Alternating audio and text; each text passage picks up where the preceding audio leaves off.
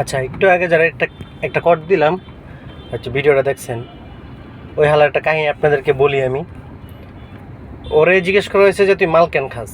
হুম, মানে তোর তো মাল খাওয়া উচিত না, বউ তো সুন্দর, ফ্যামিলি আছে, 3টা বাচ্চা, বাসা ভাড়াও পাস, মোটামুটি ভালোই।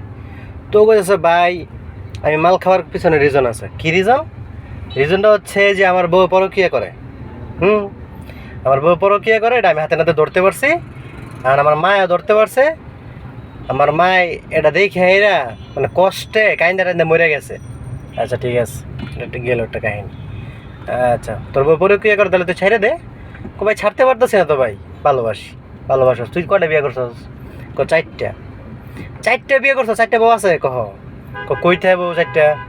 একটা থাকে বাড়িতে মামাতো বোন, একটা থাকে ঢাকায়, একটা থাকে গিয়ে এরা আমিনুল বাজার, কোন বাজারের নাম জানি কইলো, এই রে ধাক্কা মারলো নাকি। আরেকটা থাকে মনে করেন যে কই থাকে নিজেও জানে না, মানে 3 বউ 3 জায়গায় থাকে, আরেকটা কই থাকে নিজে জানে না। সে বলে বউ পরে কে করে, এই জন্য মনে করে যে নেশা করে। মানে যারা নেশাখোর, যারা আসলে মনে করো ড্রাগ এডিক্টেড হয়ে যায়, ওরা কি পরিমাণে যে ডিফেন্স করতে পারে নিজেরে, মানে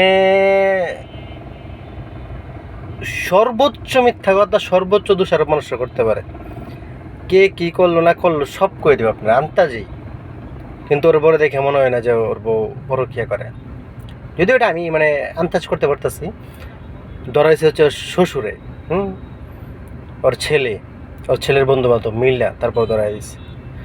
তা 100% একটা ছেলে মার ভক্ত হয়, বাট যদি মা পরকীয়া করে এটা যদি সবাই জানে, তাইলে এরকম একটা নিউজ দিয়া বা এরকম একটা দোষারোপ করে বা পেরে রিহাবি দিব না, এটা আমি মানি। ছেলে যতই খারাপ হোক বা যেমনই হোক না কেন, আর ছেলের দেখে মনে হয় না যে ছেলে আমারই ডিস্টার্ব আছে। ওই হালার দেখে মনে হয়েছে হালা ডিস্টার্ব, মালটাল খায়, এই জন্য রিহাব দিছি। ঠিকই আছে, বিয়ে 4টা করছস, তোর তো আমার গুরু মানলাম হইলে, বাট তুই তো যে কামগুলা করছস এরপর আর গুরু কোয়ান যায় না। আম করো স্বপ্ন 4টা বিয়ে করে 4টা 4 দিকে ফেলে রাখো। আউ আউ আউ আউ আউ